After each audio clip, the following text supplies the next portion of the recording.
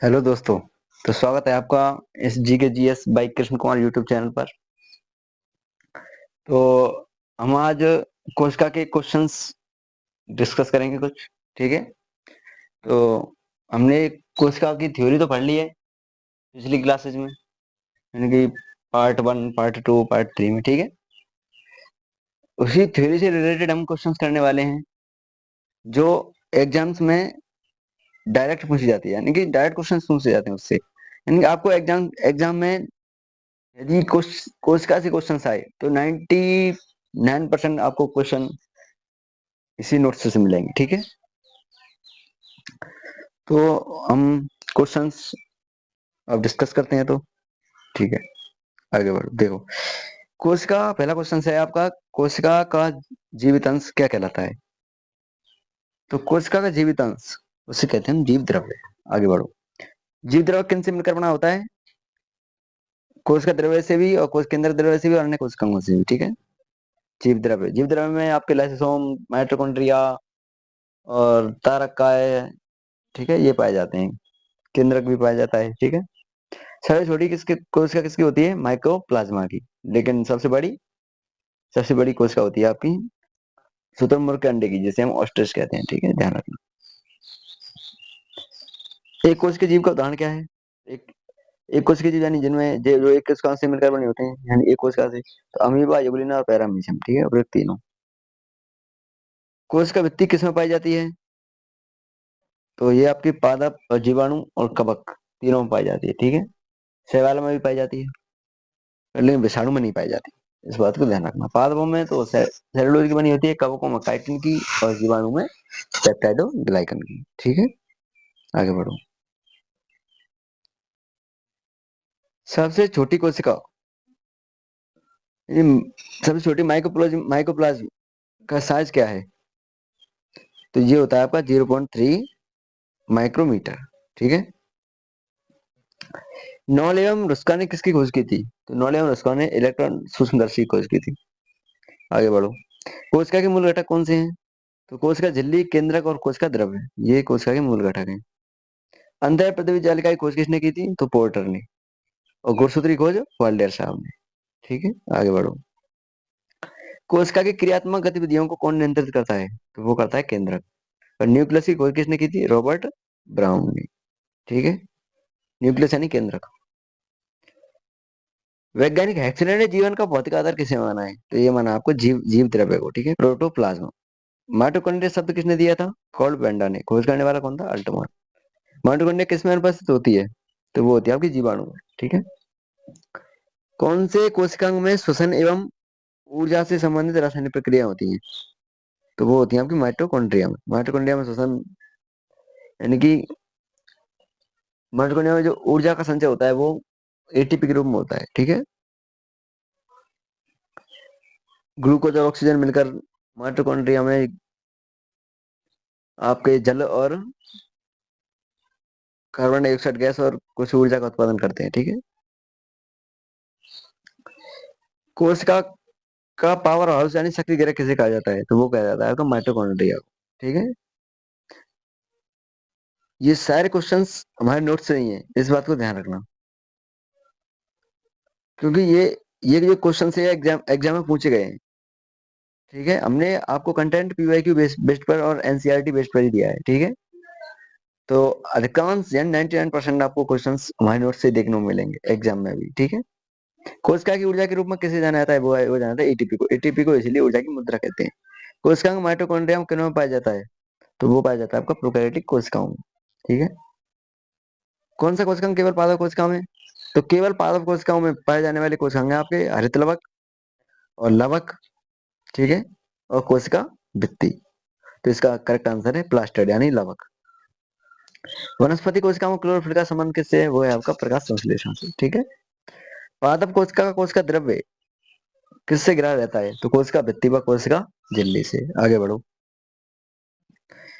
केंद्रक द्रव्य व केंद्र का द्रव्य मिलकर कहलाते हैं प्रोटोप्लाज्म यानी जीव द्रव्य। ठीक है, आगे बढ़ो। कोशिका का सबसे बड़ा व सबसे छोटा कोशिकांग कौन से हैं? यानी क्रम से। तो सबसे छोटा कोशिकांग है आपका राइबोसोम, और सबसे बड़ा कौन सा है? केंद्रक। कोशिका द्रव्य में कोशिकांग पाए जाते हैं। तो कोशिका द्रव्य में तो आपके माइटोकॉन्ड्रिया, गोल्गी का है, राइबोसोम, लाइसोसोम, तारक का है, ठीक है, ये पाए जाते हैं। केंद्रक भी पाया जाता है। केंद्रक झिल्ली रहित कोशिका कौन सी है? प्रोकैरियोटिक। और केंद्रक झिल्ली सहित कोशिका कौन सी है आपकी? यूकैरियोटिक। ठीक है, करेक्ट आंसर है इसका बी।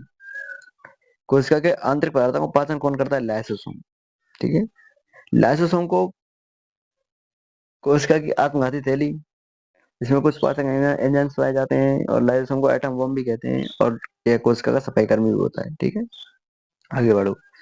कोशिका में जल की मात्रा लगभग कितनी होती है? तो वो होती है आपकी 80% औसत है। प्रोकैरियोटिक कोशिका के उदाहरण कौन से हैं? जीवाणु भी प्रोकैरियोटिक कोशिका का उदाहरण है, और नीलरहित शैवाल भी। ये केंद्र, यानी जो प्रोकैरियोटिक कोशिकाएं हैं वो आपकी केंद्रक झिल्ली रहित कोशिकाएं हैं। ठीक है,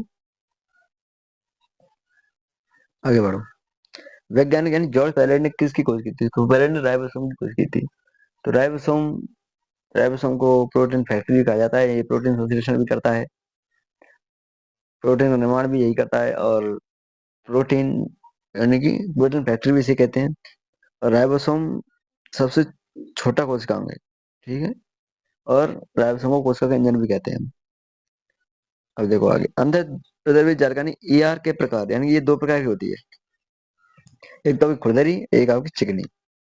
खुरदरी पर तो राइबोसोम उपस्थित होते हैं, और चिकनी पर राइबोसोम उपस्थित नहीं होते। अगर खुरदरी पर राइबोसोम उपस्थित है तो यानी कि प्रोटीन का निर्माण होने वाला है। राइबोसोम उपस्थित नहीं है तो प्रोटीन का निर्माण ना होकर लिपिड व वसा का निर्माण होगा। ठीक है, आगे बढ़ो। माइटोकॉन्ड्रिया की खोज किसने की थी? तो वो की थी अल्टमान ने, और इसको शब्द किसने दिया था? बेंडा ने। आगे बढ़ो। आरबीसी का निर्माण गृह, तो ये हम रक्त वाले टॉपिक में पढ़ेंगे, यहाँ ही बता देते हैं। आरबीसी का निर्माण गृह खाया था अस्थि मज्जा को, कब्रिस्तान कैसे खाया था? प्लीहा को। आरबीसी, आरबीसी का जीवन काल होता है आपका 120 दिन का। ठीक है, आगे बढ़ो। लाइसोम बढ़ने के लिए कौन उत्तरदायी? वो आपका गोल्जी का है।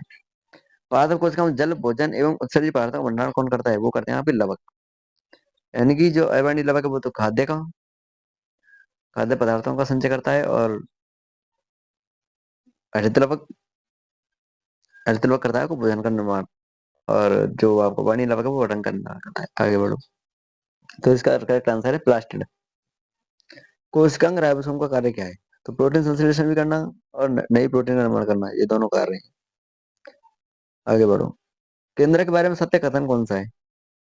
तो केंद्रक नियंत्रक कक्ष होता है, और राइबोसोम का निर्माता, नहीं, राइबोसोम का निर्माण भी होता है इसमें, और आनुवांशिकी सूचनाओं का स्थानांतरण भी होता है। आगे बढ़ो। हृदय में सर्वाधिक प्रतिशतता किसकी होती है? तो वो होती है आरबीसी की। ठीक है, रक्त कणिकाओं की, क्योंकि इसमें हीमोग्लोबिन उपस्थित होता है। यानी कि हीमोग्लोबिन के कारण ही आरबीसी का लाल रंग होता है। तो आपने देखा होगा कि रक्त का लाल रंग होता है। ठीक है, वो किसके कारण? हीमोग्लोबिन के कारण। आगे बढ़ो। कोशिका का विभाजन में सहायता कौन करता है? तो वो तारक का करता है, यानी सेंट्रोसोम। खोज करने वाला कौन था? बोवेरी। आकृति किसी किसके समान? बेलनाकार। ठीक है, ध्यान रखना। और ये कोशिका विभाजन में सहायक होता है। तो 40 क्वेश्चन देखो। कोशिकांग गोल्जी का कार्य क्या है? तो गोल्जी का है पादपों में से क्या कहते हैं? डिक्टियोसोम। खोज किसने की थी? कैमिलो गोल्जी ने 1888 में। ठीक है, और आपका ये क्या करता है कि लिपिड और वसा को पैकेजिंग करने का काम करता है। ठीक है, यानी कि ये यातायात नियंत्रक होता है। तो देखो, कोशिकांग गोल्जी का कार्य क्या है? कोशिकीय पदार्थों का श्रावण एवं परिवहन, सही है बिल्कुल। वसा का संचय, बिल्कुल सही। उत्सर्जित पदार्थों को कोशिका से बाहर निकालने में मदद करना, बिल्कुल सही। तो इसका करेक्ट आंसर है डी, उपरोक्त। कोशिका का अध्ययन किसमें किया जाता है? तो अध्ययन यानी कि लॉजी, कोशिका यानी साइटो। तो इसका करेक्ट आंसर है साइटोलॉजी। कौन वनस्पति एवं प्राणी कोशिका दोनों में पाया जाता है? तो वो पाया जाता है आपका सूत्रकृमिका यानी माइटोकॉन्ड्रिया। ये आपकी वनस्पति यानी कि पादप कोशिका में पाई जाती है, और जंतु कोशिका में पाई जाती है। ठीक है, माइटोकॉन्ड्रिया। मतलब कहाँ पाया जाता है? पादप कोशिका में, और कोशिका भित्ति पादप कोशिका में। ठीक है, तो इसका करेक्ट आंसर है ए। आगे बढ़ो। कौन सा कोशिकांग पादप कोशिका में सुविकसित एवं जंतु कोशिका में अनुपस्थित या ना के बराबर होता है? तो ये होती है आपकी रिक्तिका, यानी रिक्तिका पादप कोशिकाओं में बड़े आकार में पाई जाती है, लेकिन जंतु कोशिका में ना के बराबर उपस्थित होती है, यानी कि ना के बराबर, यानी कि बहुत छोटे आकार की होती है। व्यक्ति का। ज्यादातर जीवन काल 120 दिन का।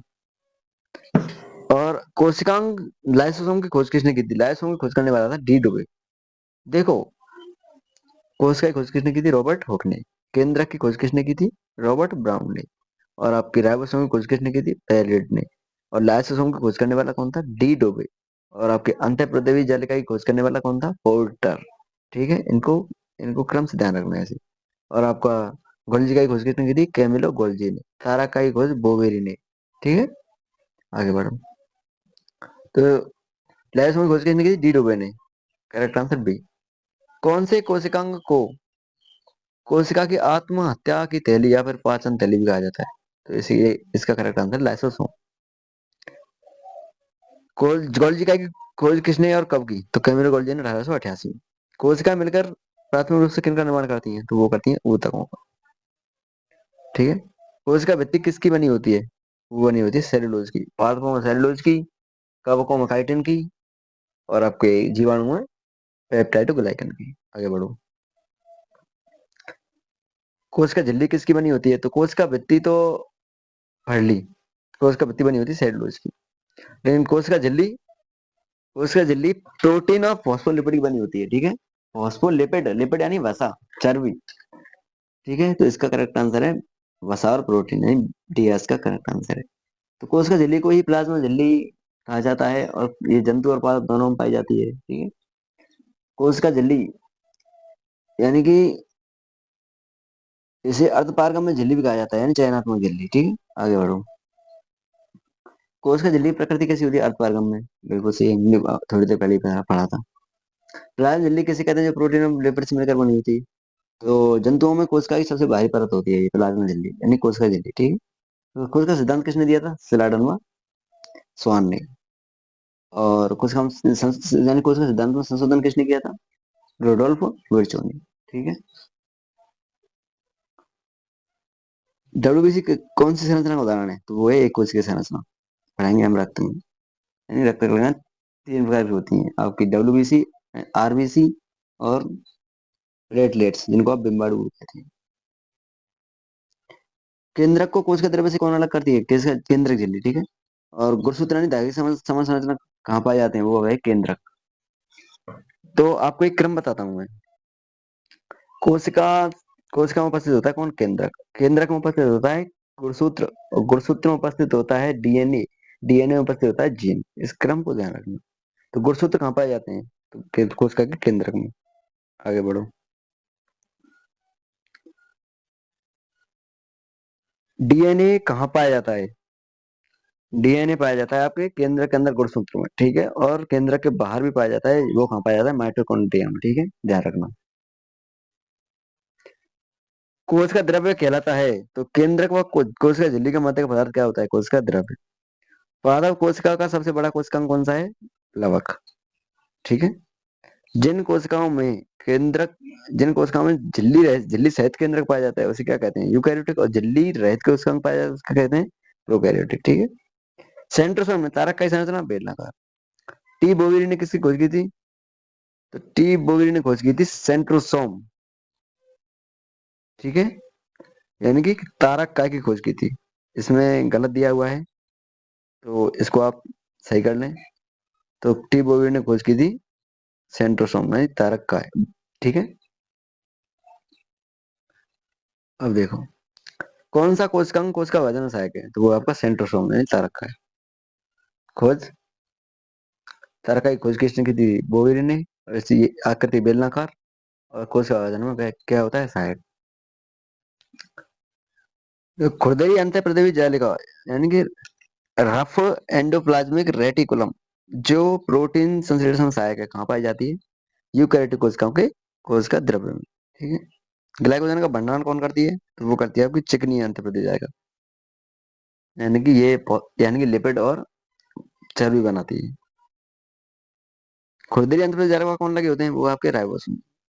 ठीक है, कोशिका में पदार्थों के प्रवेश करने और बाहर निकलने की प्रक्रिया को कौन नियंत्रण करता है? वो आपकी ईआर, यानी अंतःप्रदेवी जालिका। मानव की लागत कलिकाओं का व्यास कितना होता है? 7 से 8 माइक्रोमीटर। और सबसे बड़ी कोशिका किसकी होती है? शुतुरमुर्ग के अंडे की। और सबसे छोटी कोशिका माइकोप्लाज्मा की। ठीक है, प्लाज्मा झिल्ली किसकी बनी होती है? वो आपकी बनी होती है, यानी प्लाज्मा झिल्ली को क्या कहा जाता है? कोशिका झिल्ली। और कोशिका झिल्ली जो होती है वो जंतु और पादप दोनों में पाई जाती है, ठीक है। तो प्लाज्मा झिल्ली किसकी बनी होती है? प्रोटीन और लिपिड की। तो इसका करेक्ट आंसर है बी व सी, ठीक है। तो ये हमने 70 क्वेश्चंस देखे, ठीक है। ये एग्जाम की दृष्टि से भी बहुत महत्वपूर्ण है ये क्वेश्चंस। इनको एक बार और रिवाइज कर लेना, ठीक है। तो हम कल से नया चैप्टर स्टार्ट करेंगे जिसका नाम है पोषक तत्व यानी न्यूट्रिएंट्स। इनको साथ ही साथ देखते चलना, यानी कि साथ ही साथ याद करना है इनको, ठीक है। जो हमने थ्योरी पिछली क्लास में पढ़ी है उसको देखते चलना, ठीक है। और चैनल को सब्सक्राइब भी कर देना और लाइक भी कर देना अगर वीडियो अच्छी लग रही हो तो, ठीक है। Okay, thanks.